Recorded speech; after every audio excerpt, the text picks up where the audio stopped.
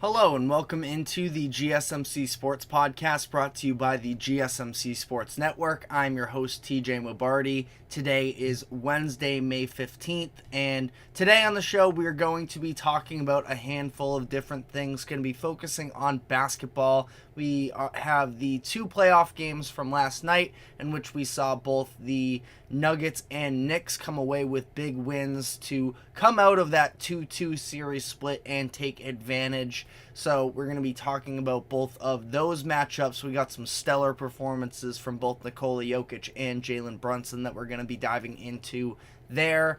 Then we are going to be coming back around to the NBA draft conversations. We had the lottery take place on Sunday, so we have the order of the first 14 picks, and I want to talk about some of my sort of dream fits for a lot of these prospects when they get to the next level.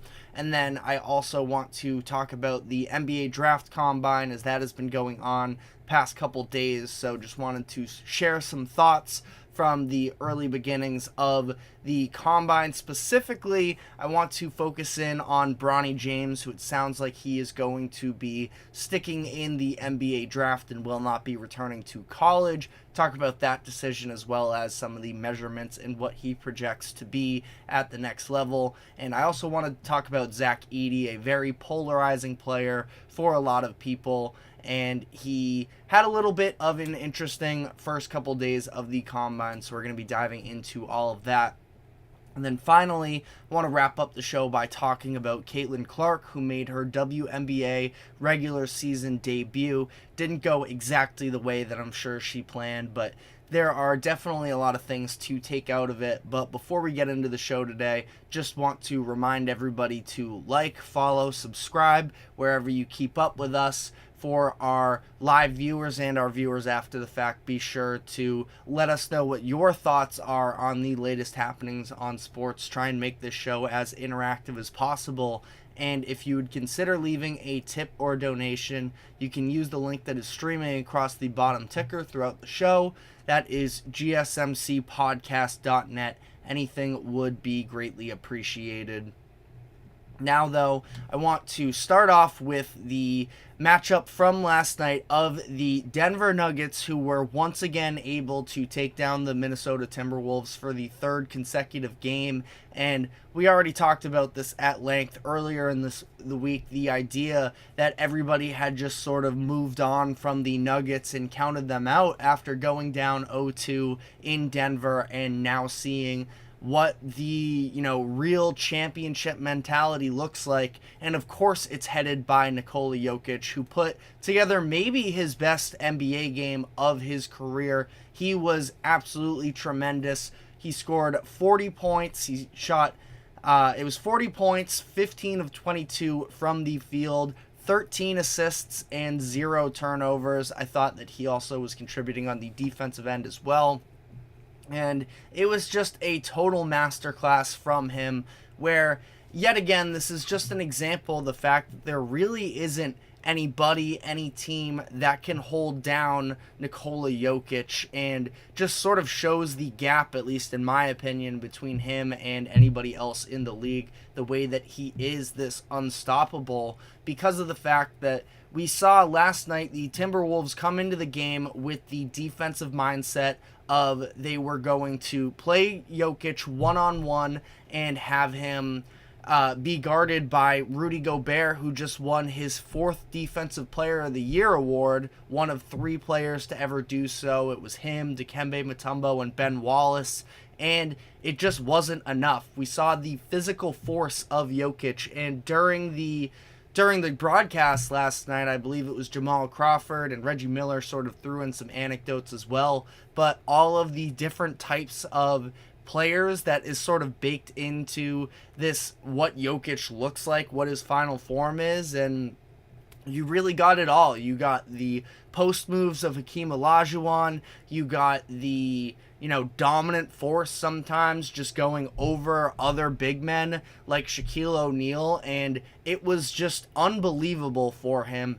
I thought that a really interesting possession for him as well, because obviously, the post moves, and again, Rudy Gobert, I feel like he's going to continue to get a lot of slack after this game. He's never exactly been NBA fandom's favorite player, but, I think that he played good defense on a lot of these possessions, but just the footwork of Jokic to get to his spots, he's hitting these difficult shots, he's going with the hooks over Gobert. He had that lefty, he had drop step down the baseline and pulled away with this little lefty floater as well. This was early in the first quarter, or late in the first quarter, I should say, but again, just an unbelievable performance from Jokic. And again, that's the thing, is you take the one player that is probably best suited to guard Jokic, and, maybe Anthony Davis would like to have a conversation in this as well. I thought that he did pretty well for himself for the most part during the first round series, but it was clear. The Timberwolves and their assistant head coach, who spoke to the reporter after the first intermission, talked about the idea of want to take his playmaking out of it, play him one-on-one. We'll see how this continues to progress. And ultimately, Gobert just wasn't enough to stay in front of Jokic. And again, the fact that Gobert, who is this, you can call him a generational defender, at least the accolades would say that, and he was just getting moved physically by Jokic, could not stay with him, and, it just continues to show that Jokic is elevating himself to this all-time status that feels like top 20 at least already. But you look at some of the other active guys, him and Kevin Durant at this point, I kind of feel like the argument for KD, now we know how great of a scorer KD is and everything along those lines, but it is truly tremendous what he does. And again, his legacy just continues to build upon itself, and it seems like the Nuggets are now in the driver's seat in this series. And, there is definitely a little bit of an interesting what if in this equation, because of the fact that Jamal Murray probably should have been suspended for Game 3. Now, I honestly have no rooting interest in this series necessarily. I'm just looking at the basketball itself. If I were a Timberwolves fan, though, I would definitely be upset, because of the fact that I think if the Nuggets aren't down 0-2, Murray is probably suspended for that Game 3, but they didn't necessarily want to effectively end the series right there. Now, I'm not this huge conspiracy theory person that says, oh, well, the NBA couldn't allow Jokic to be upset in the second round. The NBA would probably prefer that Anthony Edwards becomes the face of the league, this American-born player, up and coming. He is super personable. So I don't think that, the rigged conversations are necessarily valid, but at the same time, Timberwolves fans definitely do have a very fair gripe in this. And again, we'll see how the last couple games play out here. I wouldn't rule Minnesota out. They were without Mike Conley in this game, who we talked about it throughout the regular season. I think that he actually does mean more to the team than the average NBA viewer realizes, because of the fact that it is, there isn't really necessarily a ton of scoring options. It's Anthony Edwards doing a lot of creation on his own, and we've seen some developments from Karl Anthony Towns, but, overall as a whole, I just think that Conley is the steadying force in the whole team here. Now, Nickeil Alexander-Walker actually did do a pretty good job replacing him in the starting lineup, so that was encouraging to see if you're Minnesota. But you think that Conley can hopefully return for Game 6. He was dealing with an Achilles injury that occurred right at the end of Game 4, so, again, I'm not ruling Minnesota out, but I talked about the fact that outside of Anthony Edwards, there really isn't much offensive creation.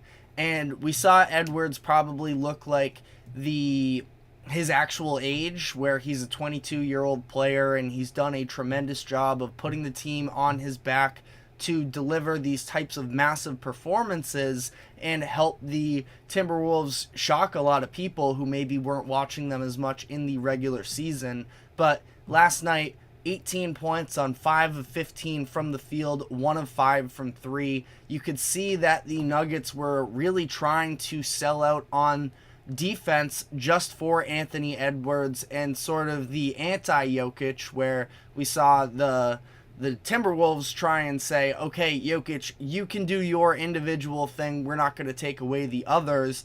I don't know how much the others were really, necessarily effective in this game. And like I said, Nickeil Alexander-Walker actually had a pretty decent performance for himself. Karl Anthony Towns had a nice bounce back game after he really struggled in game 4. So it would have been nice, obviously, for the Timberwolves to be able to have Anthony Edwards sort of show up. But still, I don't even know if that was going to be enough, because one of the most impressive things, and like I just sort of described, I don't believe that Minnesota's offense is necessarily the most nuanced, but I thought that Denver's defense was great last night, and yet again we saw in these instances without Jokic them be able to hold their ground. Now, the scoring part of it was definitely an issue for them, which is what we've seen, but defensively, I thought that the beginning of the second quarter with Jokic on the bench, we just saw some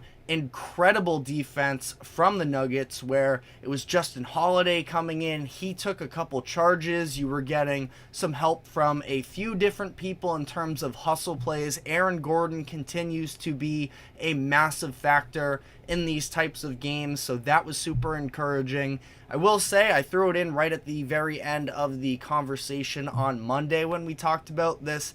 Yet another underwhelming Michael Porter Jr. performance. Yet again, Christian Braun playing instead of him in those final minutes. Michael Porter Jr., and again, just sort of talking about as this series progresses, I am not ruling Minnesota dead by any means, and sort of something that could continue to play a factor is the fact that MPJ, he did not have really the aggression level that was needed in game 4. Now, I say needed, but at the same time, Nuggets were still able to win that game, so it wasn't a big deal. But in this game, it seemed like MPJ was going out of his way to try and manufacture looks for himself, and the shot takes just weren't necessarily of great quality. He finishes this game 2 of 10. He was 2 of 7 from 3, and like I mentioned, for the second straight game, he is riding the bench as the Nuggets end up closing this one out. Now, I would say that this game was probably a little closer than the final score would indicate. The Timberwolves were keeping this alive. They went on a run at one point early in that fourth quarter to make things interesting, but ultimately it is the Nuggets taking this game, winning their third straight in the series, and putting themselves in a great position where I think that we are probably going to see Conley back for Minnesota, at least knock on wood, because I think, like I've talked about, the Timberwolves definitely need him, but they now have a little bit more wiggle room, and you saw Jokic after the game, after putting together this terrific performance. The TNT reporter had asked him about what kind of weight was lifted off of their shoulders winning this game and taking the series lead for the first time, and Jokic sort of shut that down and said that they're still playing desperate, they're not done yet, and I just feel like the accountability that Jokic holds, we praise Anthony Edwards as well, and for good reason, because he was taking the blame for himself after the Game 4 loss, I think is when he had the quote saying it was all my fault, but for Jokic to also sort of still instill that same level of belief and understanding what it takes to win is just something that makes the Nuggets still, I said all season I thought they were the best team in the NBA, and there was a little bit of, questions around that idea after they fell down 0-2, but now they're back and have an unbelievable chance here to sort of prove everybody wrong as they continue on in the postseason, and probably back to picking them if they were to, if I had to choose one team to win the finals, I'm probably still going with the Nuggets. But let me know in the comment section what your thoughts were on this Jokic performance, the series as a whole, and again, even that sort of legacy status. I don't like diving into the legacy thing all too much, but Jokic is kind of making it hard not to at this point with all the accolades that he is racking up. But we are now going to be taking our first break of the show. When we come back on the other side, I want to talk about the other game from Tuesday night in the Knicks versus Pacers Game 5 matchup and the blowout that was. So stick with us and we will be right back. Looking for your daily fix of sports talk without having to pay for it? GSMC Sports Network is available on YouTube. Just search GSMC Sports Network. Get your fix of daily sports talk shows on YouTube. Absolutely free. NFL, college football, NBA, MLB, MMA, UFC, fantasy football, and so much more. GSMC Sports Network has shows running all day long, with new sports shows starting every 2 hours. Just like on your favorite cable sports channel, except GSMC Sports Network is absolutely free. Just search GSMC Sports Network on YouTube to catch one of your new favorite shows, like the GSMC College Football Podcast, Chip Shot Football Podcast, Hoops and Heels Women's Sports Podcast, GSMC Basketball Podcast, and so many more. Check it out for yourself. GSMC Sports Network, now available on YouTube absolutely free. Search GSMC Sports Network on YouTube right now. Welcome back into the GSMC Sports Podcast. We had a second game last night. It wasn't quite as compelling from a competitive standpoint, but definitely a lot to talk about as the New York Knicks dismantled the Indiana Pacers in Game 5, winning 121-91, and this was definitely a big-time 180 from the Game 4 performance where it was the Pacers putting the work in against the Knicks, and the Knicks were able to do so in large part due to Jalen Brunson, who looked to be such a better rested version of himself and was able to go out and put up 44 points in this win, and again, just look like such a healthier version of himself. Now, there's definitely some questions you can point to in terms of the Pacers' ideologies behind trying to guard him that we will be getting into. But Brunson just continues on this tear where he has been such a hub of absolutely everything that has happened for the Knicks throughout this playoff run. And it is unfortunate that they're dealing with all of these injuries because they could definitely have, higher championship expectations. At this point, it seems like it is basically, just as far as Brunson can drag them, and they're going to have quite the matchup ahead of them with the Boston Celtics. If they were fully healthy, I do believe it would be a lot more of a series, but that's besides the point. Don't want to get ahead of ourselves here. Brunson, though, he has just been such a force, and a friend of mine sent me this stat earlier today that Jalen Brunson joins Jerry West, Michael Jordan, and LeBron James as the only NBA players to record 5 or more games of 40-plus points and 5 assists in a single playoff run. And it's just crazy to think that we are only not even a full 2 rounds through this postseason run, and Brunson has already put up the types of stats that he has. And, it's not artificial stats by any means. He is earning every single one of these baskets. That being said, the Pacers, I thought this was a really weird game for them. The fact that they are very clearly, we understand the youth factor of what this Indiana team is, and the fact that they were probably a little bit closer to a year away anyways, and they are building towards something.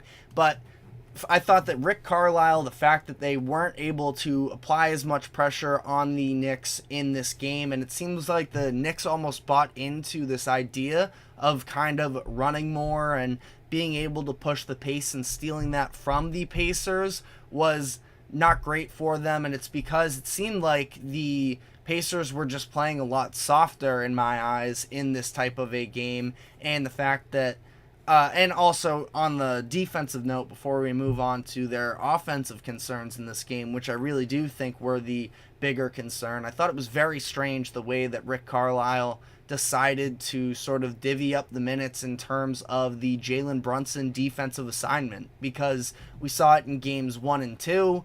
the fact that Andrew Nembhard has just not been able to guard Brunson, and it seemed like guarding him more than anybody else once again last night. And we saw Aaron Nesmith be able to sort of step into that role, and he was doing a really good job. Of course, the fact that Brunson was dealing with this foot injury played a role in it, but even more so, if Brunson is dealing with this physical ailment, try and throw extra size on him and physicality that is going to make it more difficult. And I'm not saying that Nesmith didn't guard him at all last night.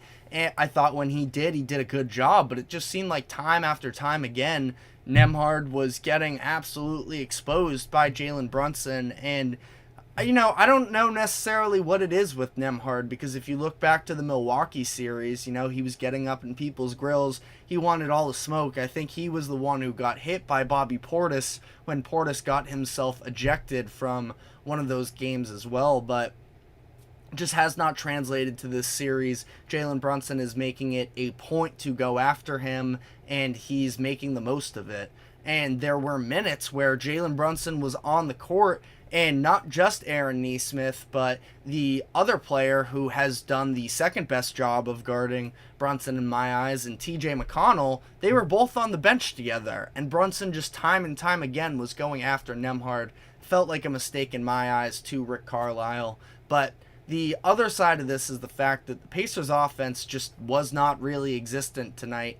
And I do believe that in large part this has to do with the Tyrese Halliburton conversation, because just yet again, and we saw it looked like a shift in the aggression level and the want to be the alpha dog on the team. And last night again just fell so flat. Only took 9 shots in the game, took 4 in the first half as the things were sort of unraveling for them, one of them coming right at the buzzer when he didn't really have a choice but to put it up. And this is somebody that we know can be an impact player from a scoring perspective. And granted, when he came into the NBA, it was more so as a passer, but it just seems like, there is something still to be desired from him, and does have me wondering a little bit, can he be the guy on a team? Now, I feel like personally, I've sort of moved past this idea of trying to, project what the limits for an individual player are, but I was texting with one of my friends, and it was this idea of what true number one option on a successful playoff team didn't seem to have the go-to scorer mentality this deep into his career. And I was really struggling to come up with other comparisons. The closest I really got to, I feel like, was with Jimmy Butler, but Butler came into the NBA with a very different set of expectations and the situation around him. They were already a playoff competitive team with a former MVP, another player that was top 4 in MVP rankings. Not that Joakim Noah was necessarily a go-to scorer, but I feel like the examples aren't necessarily there, which sort of took me to the idea of, let's say he's Chris Paul necessarily, and I know that there are going to be some people who are probably, offended by that opinion because of the fact that Chris Paul, we already know he's a Hall of Famer. We still have to see this next level from Halliburton, but the idea of, we know that he's super talented offensively and can score when he wants to, but at the same time, it seems like his natural instinct is to defer a little bit more. And I wouldn't say that Halliburton was bad last night. I thought he made a handful of good defensive efforts, and he was putting his teammates in good position to score, but nothing was falling. And it just feels like you wish there was this extra level of aggression from Tyrese Halliburton that, again, we've seen at times when you look back at the fall during the in-season tournament types of games. He was able to, at the end of these games, have everything operate through him, and he really trusted his three-point shot. He had those falling for him, but really since February, it's just been, seems like a change in, his desire to be that number one scorer. And I do think that the Pacers play with a really nice ball movement, and the pace that they move at is definitely something that I can get behind in terms of the infrastructure of a team. But I don't think that there is anybody else on this Pacers team that is going to evolve to that, true number one scorer. I think that Benedict Mathurin absolutely has the mentality for it, which is almost why at times they have had him come off of the bench, because he's so aggressive that they want him to run the second unit and operate a little bit more as a team with the starters. And I've liked Mathurin going back to college, but I don't think that he's ever going to be, and it's a comparison. It's a frustrating process because we know how good Halliburton is, but in terms of sort of, the peers that he is compared to, and, Shai Gilgeous-Alexander, that was a debate at the beginning of the season, Jalen Brunson as well, in terms of we're talking the best point guards in the league.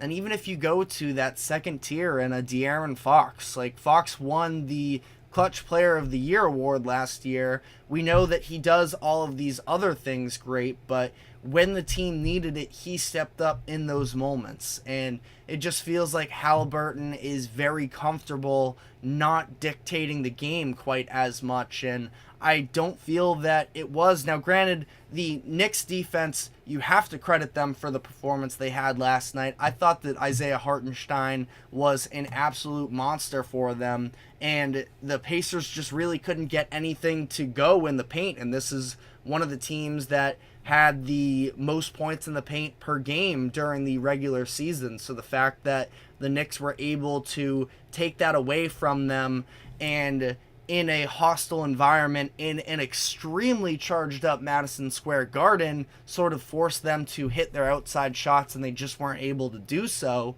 then, I understand from Halliburton's position, he was getting his teammates the open looks. They weren't necessarily falling. But at least in a game like this, where you can feel it very early on in the third quarter that things were falling apart, if it weren't for Miles Turner knocking down those 3 consecutive threes, then game probably would have been over even before then, because then they went on that big scoring drought afterwards. But during that time, that's where you would like to see Halliburton sort of apply the pressure a little bit more, and that just wasn't the case. And I sort of hate to get on his case. I feel like I spent the majority of this segment sort of talking about how disappointing last night for Halliburton was. And again, I don't think that he was bad. It's just in terms of him being able to be, the best player on a championship team. When I go back to that Chris Paul comparison, I think that there's a chance it could play out in a very similar way. And again, I think that Halliburton can unlock it,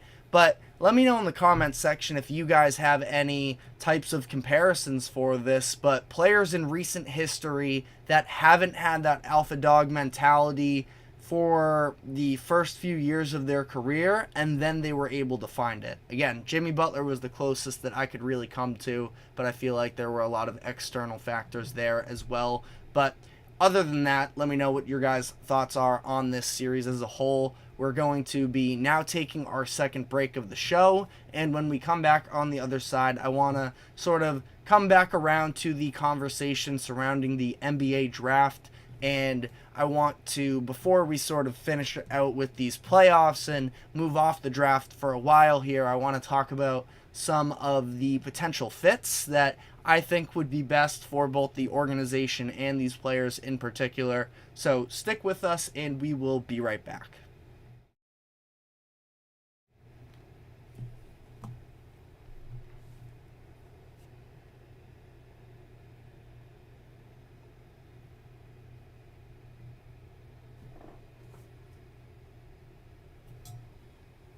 For the best and latest podcasts available anywhere, go to the podcast app on your cell phone and type in GSMC to access free content-rich podcasts on health and wellness, book reviews, sports, entertainment, relationships, social media, movies, technology, finance, and even weird news. Subscribe and download the GSMC Podcast Network's family of shows, available everywhere podcasts are found. Welcome back into the GSMC Sports Podcast. Like I mentioned prior to the break, we are going to be moving off of the NBA draft for some time as the playoffs continue here. But considering that we just had the lottery take place on Sunday, I want to sort of give my thoughts on some of the best fits for the top NBA prospects headed into this upcoming draft, where this is, of course, a draft that, like we've talked about, and it's been talked about immensely, does not have necessarily superstar talent at the top. A lot of people are comparing it to 2013, where Anthony Bennett ended up being the number one overall pick, and really all of the top picks really weren't ever necessarily, great players to some degree. I know Victor Oladipo had his flash for a bit there, but it does also have me thinking, and to the 2013 comparison, I mean, Giannis ended up being selected in that draft as well, so there could absolutely be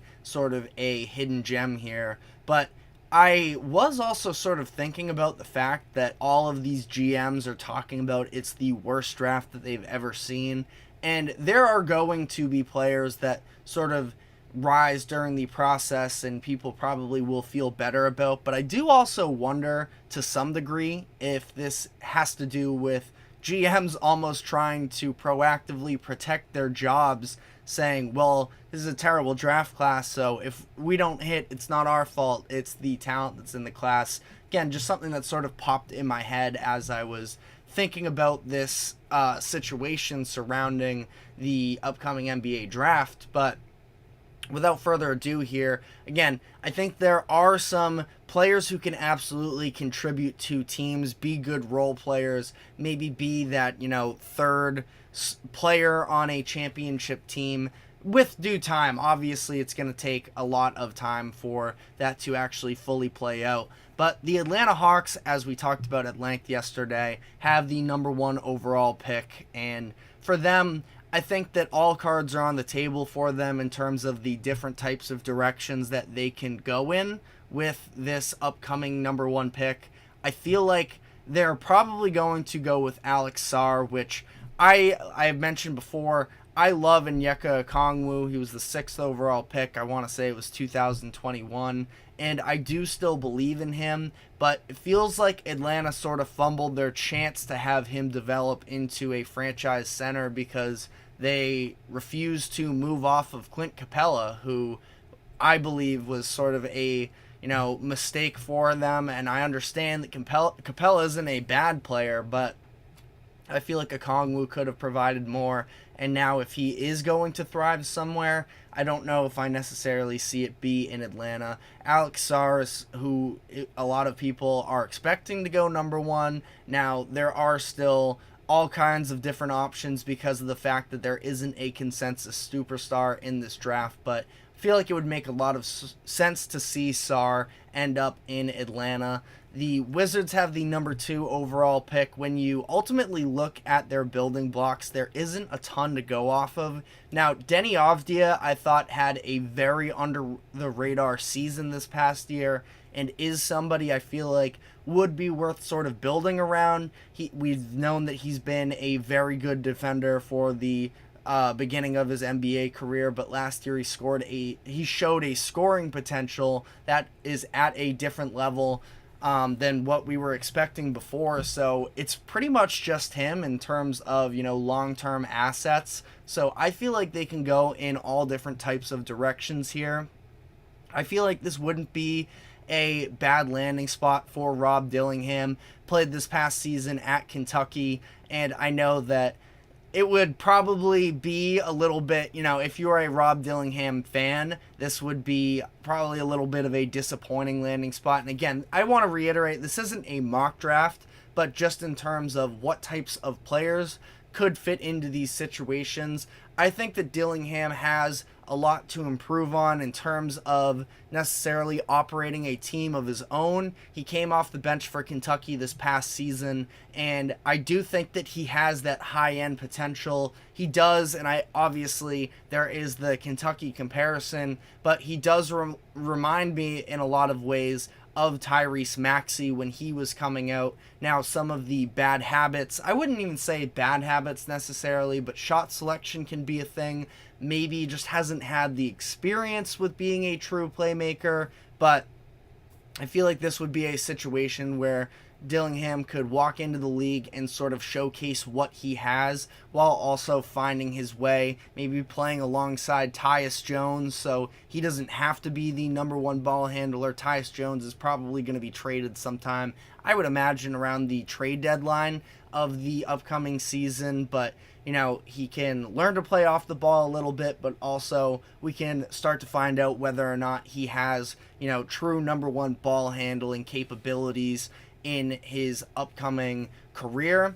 Number 3 is the Houston Rockets, and this is a very interesting spot. Obviously, Jalen Green is somebody that a lot of people were ready to turn the page on, but then, especially once Alperen Şengün went out for that final stretch of the season, he took over and showed the type of scoring output he can put together. Some of the defensive efforts that he made were a much improved from what we've seen for the most part in his career, and he was really balling out there for a bit. But it's him, Şengün, Jabari Smith Jr.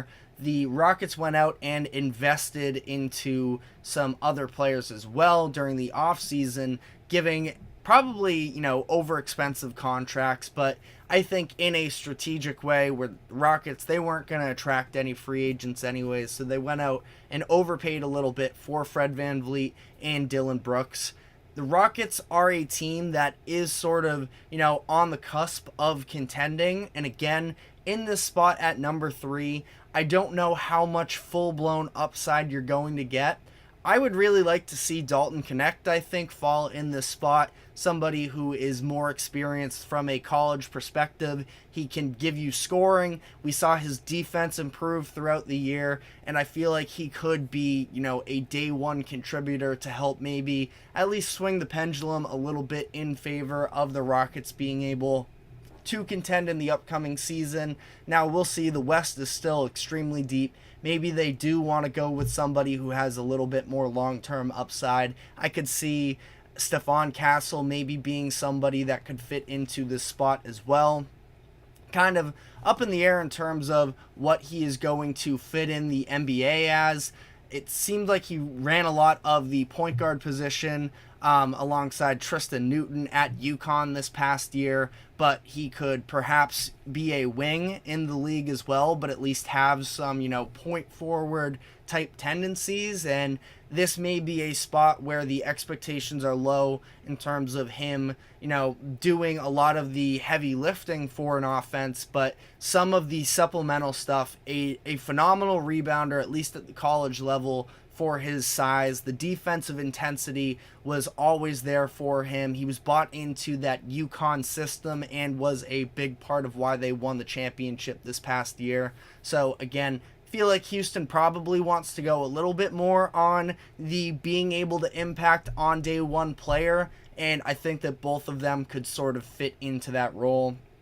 Now, San Antonio is a very interesting situation here. They have the number 4 and number 8 picks, and it seems like they're probably going to, I would say, double dip a little bit in terms of maybe trying to get a safer prospect that can help slide into the system in San Antonio, help Victor Wembanyama continue in his development, maybe have somebody to relieve a little bit of pressure from Devin Vassell, who had to do a lot of the sort of number one option responsibilities last year, and I like Devin Vassell a lot. I believe in him long term, but I don't see him as a point guard. I think that he is somebody who can be really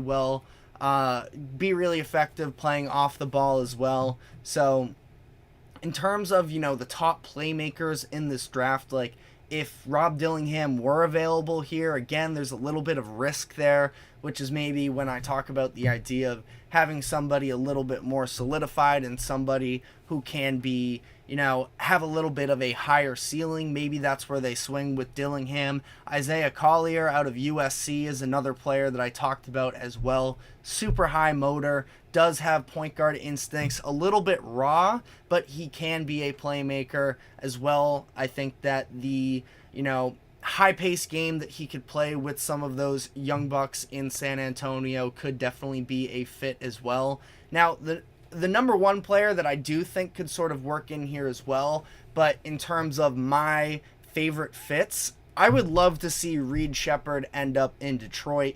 I feel like that would be the best possible landing spot for him. It is definitely possible that San Antonio could take him, that maybe even Houston could take him, and I wouldn't disagree with either one of those types of landing spots for either one of them, but I think Sheppard would be perfect for Detroit. The fact that we talked about this before, he is sort of prototypically a two guard, but with a point guard size, and he did show that coming off of the bench, he had probably more playmaking skills than was anticipated coming into college. What he's known for is the three-point shooting, and I feel like that potential of being able to be a number one ball handler, but also knowing that he can contribute off the ball as well, would be such a nice fit for Detroit, where you look at the building blocks that they have in Jaden Ivey as their two guard, a little bit more questions with him, but I personally believe in, maybe I'm a sucker for his college career. I was a big fan of him when he was at Purdue, but him, Cade Cunningham, who is a point forward. He runs a lot of the point guard for them, but I think that specifically throwing Sheppard in with Cade Cunningham would be the perfect balance of having multiple players who can create for others. Then you throw in Jaden Ivey as well, who can create for himself more so, can be a little bit of an off-ball option. I would love to see him end up there. Unfortunate, of course, for Detroit that for the second consecutive season, they finish with the worst record in the league and fall to the 5th overall spot. But I do feel like that would be probably my favorite landing spot. And again, Stephon Castle is somebody who I feel like in that same sense. Now, he doesn't have necessarily the shooting. I think that Detroit needs a little bit more help on offense from a spacing perspective, but Castle is somebody I feel like could probably work in that role. Maybe a point guard that is a little bit more of a secondary ball handler as they continue to develop once they reach the NBA. But we're going to be doing tons more NBA draft topics as it comes along. I personally love the NBA draft. I know that the reputation around this year's draft isn't necessarily great, but I still think that it's going to be a lot of fun to get into. But we're going to probably leave it off there for now. And again, as the offseason progresses, we're going to be diving more and more into the draft. But let me know what your sort of ideal fits for a lot of these prospects would be. We are going to now be taking our next break, and when we come back on the other side, we do have the NBA Combine that is tied into the draft that is currently going on, has been going on the past couple days, so we have some storylines to get into there. Bronny James sounds like he's going to be sticking in the NBA draft, so again, whole lot to get into there. Stick with us, and we will be right back after this short break. Looking for your daily fix of sports talk without having to pay for it? GSMC Sports Network is available on YouTube. Just search GSMC Sports Network. Get your fix of daily sports talk shows on YouTube, absolutely free. NFL, college football, NBA, MLB, MMA, UFC, fantasy football, and so much more. GSMC Sports Network has shows running all day long, with new sports shows starting every 2 hours. Just like on your favorite cable sports channel, except GSMC Sports Network is absolutely free. Just search GSMC Sports Network on YouTube to catch one of your new favorite shows, like the GSMC College Football Podcast, Chip Shot Football Podcast, Hoops and Heels Women's Sports Podcast, GSMC Basketball Podcast, and so many more. Check it out for yourself. GSMC Sports Network, now available on YouTube absolutely free. Search GSMC Sports Network on YouTube right now.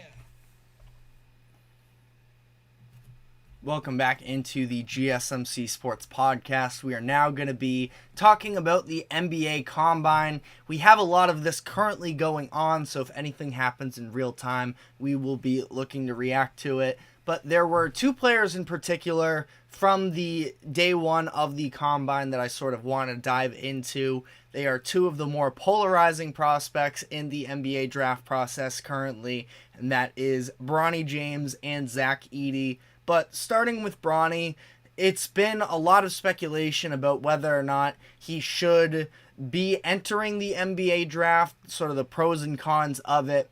He was, frankly, not very accomplished at USC, and we've talked about this in the past. Part of that was out of his control, the fact that he suffered that cardiac arrest back during training camp of last summer definitely put a damper on the start to his season. He didn't get the full training camp, wasn't able to begin the regular season for the first time, and really by the time that he ended up making his way back, USC had already sort of, imploded some. But again, in terms of just, we're talking about resumes alone here, it seems like Bronny is probably the least accomplished player to be at the Combine.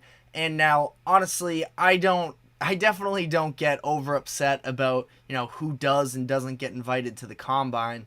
I feel like it's just sort of a fun exercise to have on the side that I pay attention to, but it's not like it's this glorious, event that takes place. It's not even to the level of the NFL Combine, but Bronny is here, and we do have some takeaways, but before we do, I just want to sort of touch on the reports that came out on Monday afternoon about the fact that it seems like Bronny is going to be staying in the NBA draft. There was a very good chance that he could, when he first declared that he was leaving USC, it was to enter the transfer portal and to test NBA waters, and it seemed like he was going to come back to school, considering the fact that I don't believe that he is NBA ready, but we are sort of hearing that seems like he is going to make his go at the NBA.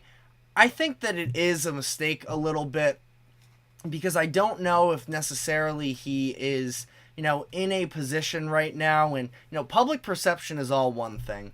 If he gets drafted, it is in large part going to be sort of viewed as a type of nepotism, because of the fact that, to some degree, if you want to go the pedigree argument, he does have the LeBron James, genetics in him, and we saw him record, he had a 50.5-inch vertical, which was among the top of all participants. So we know that he does have some of that athletic potential, and I thought that he showcased his shooting pretty well in the Combine, at least through yesterday, which is also definitely a positive for him. But in terms of, size, he was listed at just 6'1.5 inches. He was, I have the weight number as well, that he was just 210 pounds. He's a small player, and it seems like he needed to sort of develop more, I thought, with another year of college from a physical aspect, but also I just wanted to see him get an opportunity with, I wouldn't necessarily say his own team, but Duquesne was one of the programs that he was sort of linked to, and being able to go there a little bit under the radar and not in one of these Power 5, Power 6 conferences, to be able to just work on his game. I thought that conviction was something that he really struggled with during his freshman season at USC, was having the confidence to make decisions, and at times he showed some capabilities of, being able to make plays for them, but he didn't display it on a regular basis, and it didn't seem like there was ever that confidence level that showed he was going to be able to be a point guard in college, let alone in the NBA. Now, I do sort of, as I talk through this, I do sort of wonder what would be best case for his development, because at the same time, if he's going to make it to the NBA, and I believe he is just about guaranteed, and again, this is where the nepotism conversation starts to come in, and by no means do I want to tear this kid down, because I almost do feel bad for him in some way that he understands as well that his name is going to be attached to LeBron, and I thought he gave some really good quotes at the press conference about his concern isn't about playing with his father. It's about, making the NBA just flat out and doing his own thing, showing that he can be a contributing player. So you have to respect that. But for Bronny, it is like a little bit of a question of, is the best possible developmental track for him going to the NBA, probably being in the G League, now working with NBA coaches, probably, it's not like Bronny has to necessarily worry about the financial stability or anything and being able to sort of cost himself money when he does have a little bit of a backbone off of the family name. But is it better for him to just get as much NBA experience as possible, or is it being able to operate in a college system? Again, maybe selfishly, I wanted to see him come back to college and try and refine his game, but ultimately he decides to go to the NBA, and it's not 100% confirmed, but it sounds like he is going to be sticking it out with that process moving forward. So let me know what your thoughts are in the comment section. He sort of compared himself. There was a list of a few players that he put out there. It was Derek White, Davion Mitchell, and I forget what the third one was in terms of players that could help contribute to winning. And they weren't necessarily, the stars of their team, but players who can sort of come in, play good defense, hit shots when they're open. And I do believe that there is a real, potential of Bronny being able to be a good shooter. Now, off the dribble is maybe a little bit more of a question. I think he did well in the off the dribble drills that he ran yesterday, at least, but I feel like it would probably be more of a catch and shoot situation. And like I said, in terms of, I have a little bit of doubts in terms of his conviction. That is something that you definitely need from a point guard that's going to be potentially, running the show, because for Bronny, given the fact that he is just 6'1.5 feet tall, he is going to need to be able to sort of make the quick decisions and be sure about them. And if you don't have that necessarily at his size, I feel like it's going to be really hard for him to find his way into, real NBA minutes. But, we'll see. I really do genuinely hope that my concerns about Bronny are, wrong, because I think it would be great for the league to see, Bronny end up being an actual contributing player. But I do, again, like I mentioned, I already do have, I guess my bias would be that I wanted to see him run his own show at the college level, and it's probably going to be, assuming it goes through with this NBA process, it's going to be a couple of years before we actually get to see him sort of operating a team at a high level, on a national audience. But maybe that's also what he needs.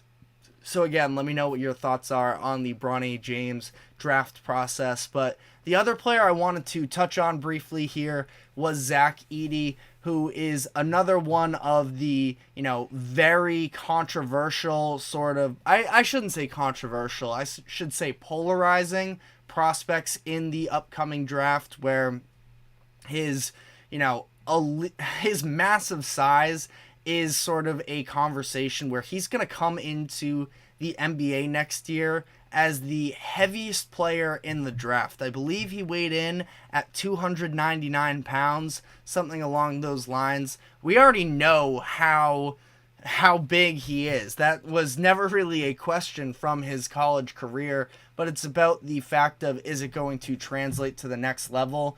yes, having somebody who stands 7'3" and 3/4 of an inch tall with a 7'10" and 3/4 inch wingspan, having a body that size can never be a negative for a team. And, I wouldn't say that size alone is going to be what makes him a draft pick in this instance, but that paired with the fact that there is some semblance of, a post game, I think more so than Taco Fall, who we saw go undrafted probably in the 2019 draft, that, there is more offensive fundamentals there to at least become apparent for him.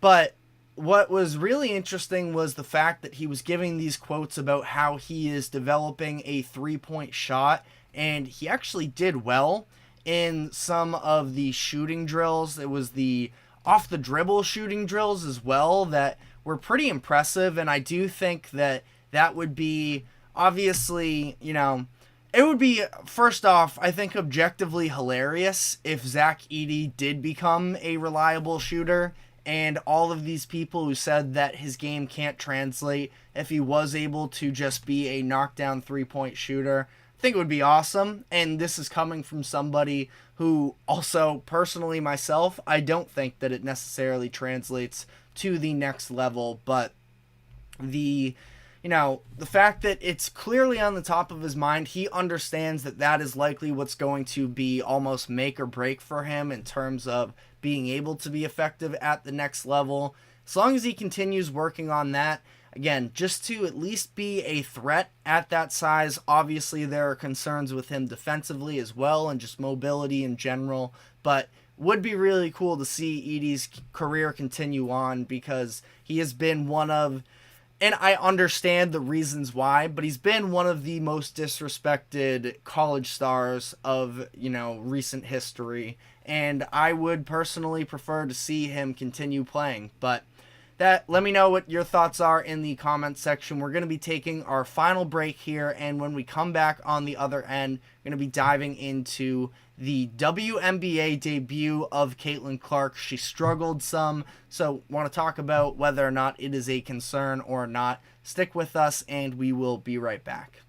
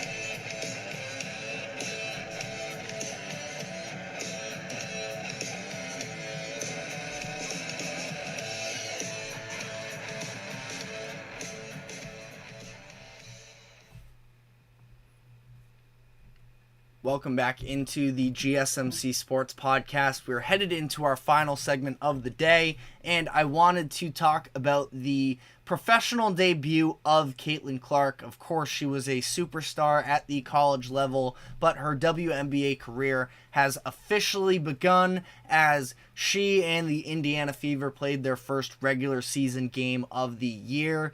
And it definitely didn't go quite as well as they were hoping for. They end up losing this game 92-71. And Clark herself, because we're just going to sort of mostly be focusing in on her performance, I thought that it was all right. She obviously scored a team-high 20 points, tied for the most in the game as a whole, but there was definitely bumps and hiccups along the way for her where she missed her first handful of shots, and it wasn't for the lack of getting good looks. I thought that She had some nice opportunities to score. It just wasn't necessarily, her shot just wasn't there. And I feel like, of course, nerves had to have played a role in it.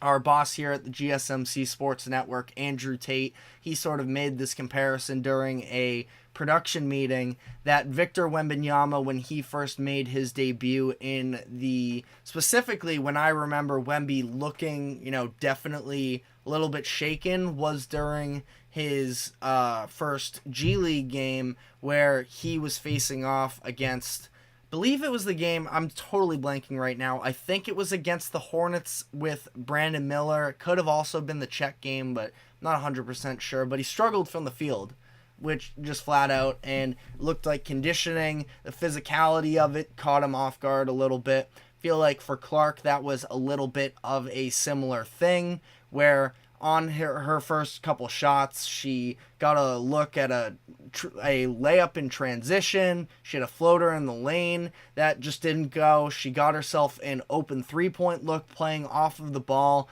gave a pump fake to get the defender to fly by and just couldn't hit the shot. And she looked very mad at herself in these instances, and it was clear that the emotions were running high from her. Now, she started to settle into the game, at least from a scoring perspective, a little more as it went on. Specifically, the three-point shot started to fall for her. It still wasn't great efficiency on the night as a whole. She was 4 of 11 from 3, 5 of 15 from the field entirely. So, she got the scoring output, which was at least, solid for her to... Again, it's a balance of, ultimately the reputation of everybody doesn't care, doesn't mean anything, and Caitlin Clark, to as much as she can possibly ignore it, should do it.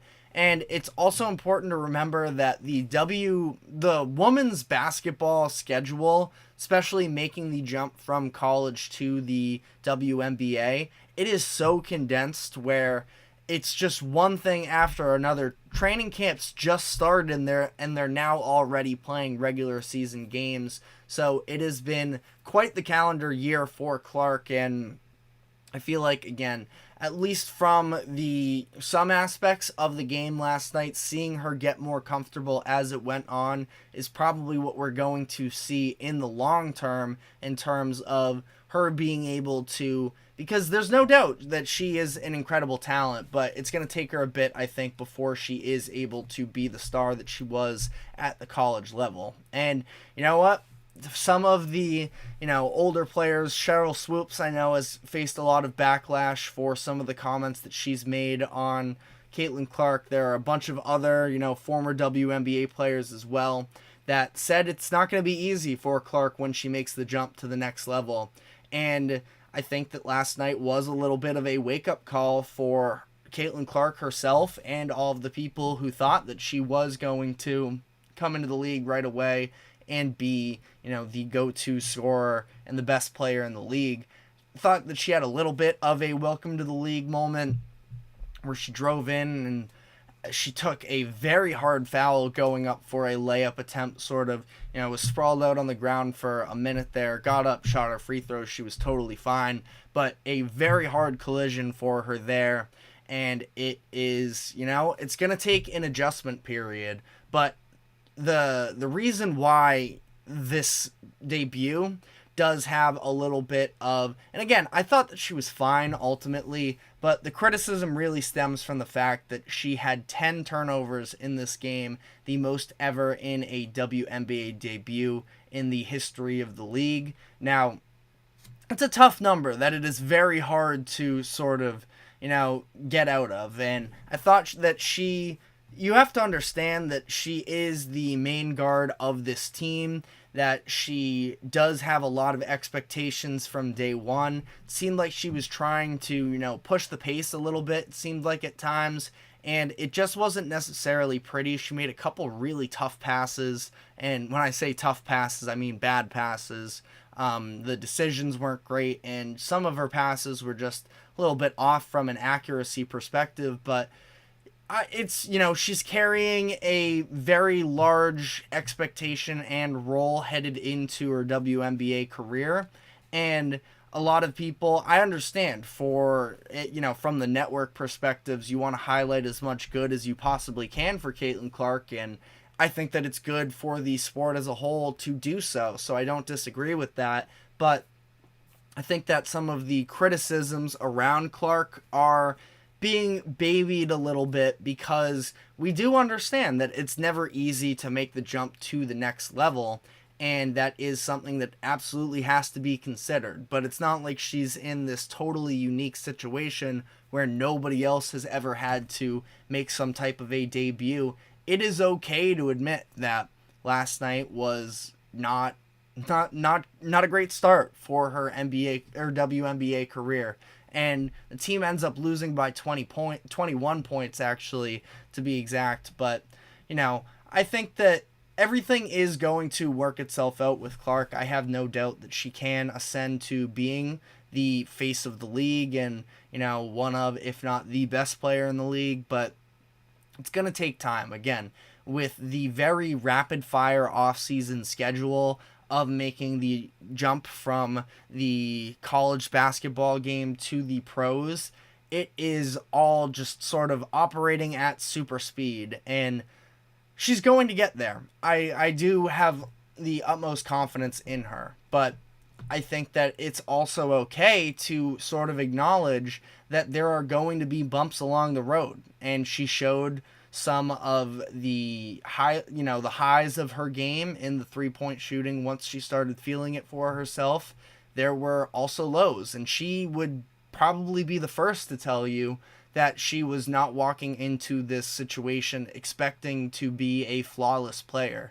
So, and I mentioned this when I talked earlier in the production meeting that we had here, where I do think that the fact that criticism is coming for her is a positive sign for the WNBA as a whole, because it comes because people actually care about her and growing into care about the league as a whole.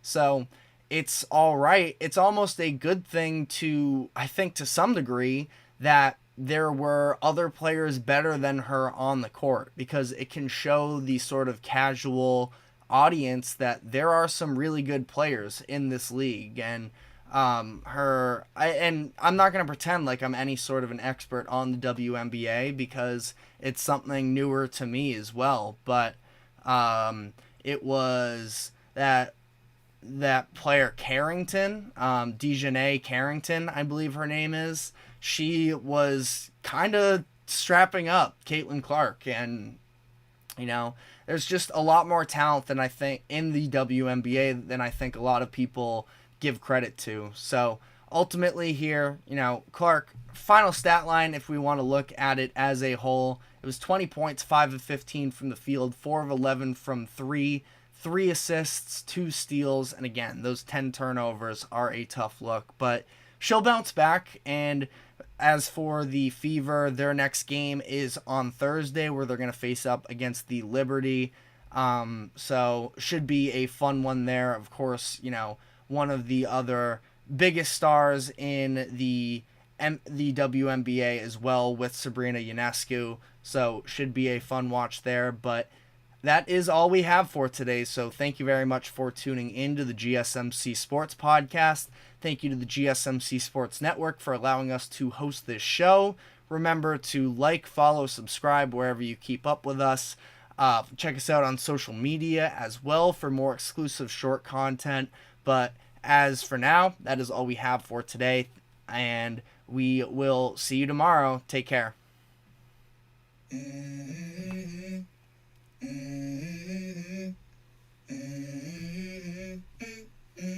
Let's go. I wake up to a little bit of drool on my pillow, feel like it's gonna be a bad day. Yeah, I'm tired of shit, and the coffee ain't hit yet, damn, ain't that great.